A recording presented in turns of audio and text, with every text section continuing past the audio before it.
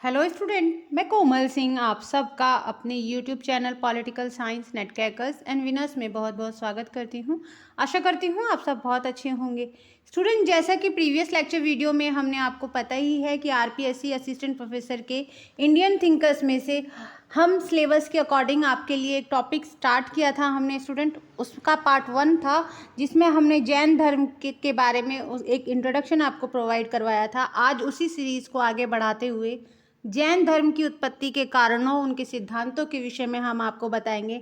तो चलिए आज का लेक्चर वीडियो स्टार्ट करते हैं और जानते हैं जैन धर्म की उत्पत्ति के कारणों के विषय में। स्टूडेंट, जैन धर्म की उत्पत्ति का प्रमुख जो कारण रहा वो था जटिल कर्मकांड व अनुष्ठान तथा वर्ण व्यवस्था। जिस समय जैन धर्म की उत्पत्ति की ज़रूरत पड़ी स्टूडेंट, वो समय ऐसा समय था कि ब्राह्मणों ने एक वर्ण व्यवस्था के आधार पर, आप ये कह सकते हो कि ब्राह्मणों को बहुत अपर दर्जा मिला हुआ था, जबकि जो अन्य वर्ण थे उनको, आप ये कह सकते हो, उनके धर्म के आधार पर, उनके वर्ण के आधार पर बिल्कुल सिंक्रोनाइज नहीं बांटा गया था। 3 धर्मों को बहुत ऊपर रखा गया था, 3 वर्णों को बहुत ऊपर रखा गया था, जबकि एक वर्ण के साथ बहुत ज़्यादा, आप ये कह सकते हो, पक्षपात होता था। जो चौथा वर्ण था, जो शूद्र वर्ण था, उसके साथ बहुत ज़्यादा पक्षपात होता था। साथ ही जो कर्मकांड अनुष्ठान की व्यवस्था थी वो बहुत ही ज़्यादा कठिन थी स्टूडेंट। ऐसी व्यवस्था में जो जनता थी उसके अंदर रोष था कि हमें ऐसी कोई धर्म मिल जाए या ऐसा कोई धर्म ऐसा उत्पत्ति हो जिससे कि जो जटिल कर्मकांड है, अनुष्ठान है और वर्ण व्यवस्था है, उससे हमें छुटकारा मिले। तो ऐसी ही जो एक सामाजिक व्यवस्था थी, उसी सामाजिक व्यवस्था में इन्हीं महत्वपूर्ण कारणों के द्वारा जो है जैन धर्म की उत्पत्ति हुई स्टूडेंट। अगर हम बात करें उस समय के समाज की कि समाज किन वर्णों में बटा हुआ था, तो ब्राह्मण, क्षत्रिय, वैश्य और शूद्र में बटा हुआ था स्टूडेंट। ब्राह्मण की यदि बात की जाए तो ब्राह्मण को सामाजिक व्यवस्था में सबसे उच्च स्थान मिला था। दूसरा स्थान क्षत्रिय का था, तीसरा वैश्य और सबसे नीचे शूद्रों का, जो कहा जा सकता है स्टूडेंट कि शूद्रों का था। शूद्रों का कार्य क्या था स्टूडेंट? इन तीनों वर्णों की सेवा करना। शूद्र यहाँ पर एक दास के रूप में थे। शूद्रों की अपना कोई अधिकार नहीं था।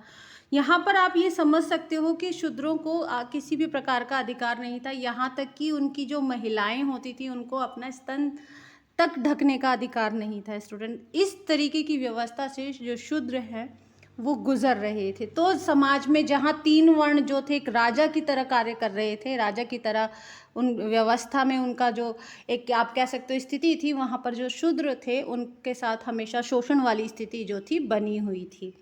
इस व्यवस्था से स्टूडेंट समाज के इस वर्ण में भी और जनता में भी बहुत ज़्यादा रोष था। ठीक है स्टूडेंट, वर्ण व्यवस्था ने समाज को जन्म के आधार पर 4 वर्गों में बांट दिया, जहां 2 उच्च वर्गों को कोई विशेषाधिकार प्राप्त था। ठीक है स्टूडेंट, तो यहाँ पर आप ये समझ सकते हो कि यहाँ पर किस तरीके की दयनीय दशा थी। पशु हत्या रोकना, वैदिक सभ्यता में बलि का एक, आपको पता है स्टूडेंट, एक बलि की प्रथा चली आ रही है प्राचीन सभ्यता में, वैदिक सभ्यता में। अब बलि की व्यवस्था को रोकने के लिए भी जो थी एक धर्म की आवश्यकता थी, एक ऐसा धर्म जहाँ पर बलि की प्रथा की मान्यता ना हो। ठीक है स्टूडेंट, जहाँ उसको मान्य ना माना जाए। लोहे के औजारों के प्रयोग से उत्तर पूर्वी भारत में नई कृषि अर्थव्यवस्था का प्रसार हुआ।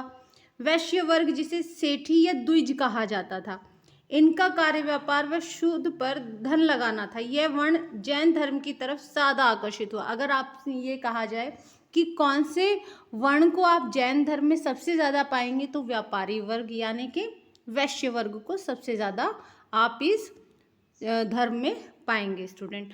तो ये कुछ मुख्य कारण थे स्टूडेंट जैन धर्म की उत्पत्ति के। अब चलिए एक बार जान लेते हैं जैन धर्म के सिद्धांतों के विषय में। तो स्टूडेंट, इनका मुख्य उद्देश्य, जैन धर्म का जो मुख्य उद्देश्य है वो है मुक्ति की प्राप्ति करना, जिसके लिए किसी अनुष्ठान की आवश्यकता नहीं होती। इसके लिए 3 सिद्धांतों के माध्यम से ही मुक्ति प्राप्त की जा सकती है। और ये 3 सिद्धांत 3 ज्वेल्स भी कहे जाते हैं और साथ ही 3 रत्न भी इनको कहा जाता है। तो ये जो 3 सिद्धांत हैं स्टूडेंट, उसमें पहला सिद्धांत है सम्यक दर्शन, यानी सत्य के प्रति श्रद्धा की भावना रखना। सम्यक दर्शन का अर्थ होता है बौद्धिक विश्वास। ठीक है स्टूडेंट।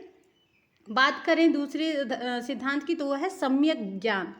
वह ज्ञान जिसके द्वारा जीव और अजीव के मूल तत्वों का पूर्ण ज्ञान होता है, वह सम्यक ज्ञान कहलाता है।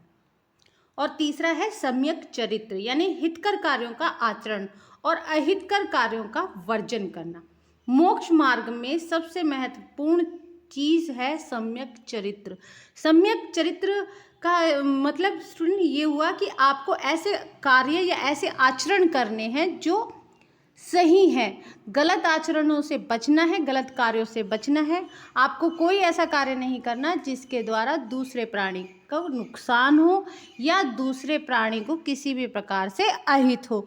तो स्टूडेंट, ये कुछ मुख्य सिद्धांत जो है, आप ये कह सकते हो, ये त्रिरत्न सिद्धांत है जो जिन पर जो जैन धर्म है वो आधारित है। साथ ही हमने आपको आज जैन धर्म की उत्पत्ति के कारणों के विषय में बताया। नेक्स्ट लेक्चर वीडियो में हम जैन धर्म से अन्य चीज़ों के विषय में बताएंगे, अन्य विशेषताओं के बारे में बताएंगे, ताकि आप जैन धर्म के टॉपिक को अच्छे से समझ पाएँ और अपने एग्जामिनेशन में इससे रिलेटेड क्वेश्चन को क्रैक कर पाएँ। तो बने रहिए हमारे चैनल के साथ। हमारे चैनल को लाइक कीजिए, शेयर कीजिए एंड सब्सक्राइब कीजिए। मिलते हैं नेक्स्ट वीडियो में। Thank you so much.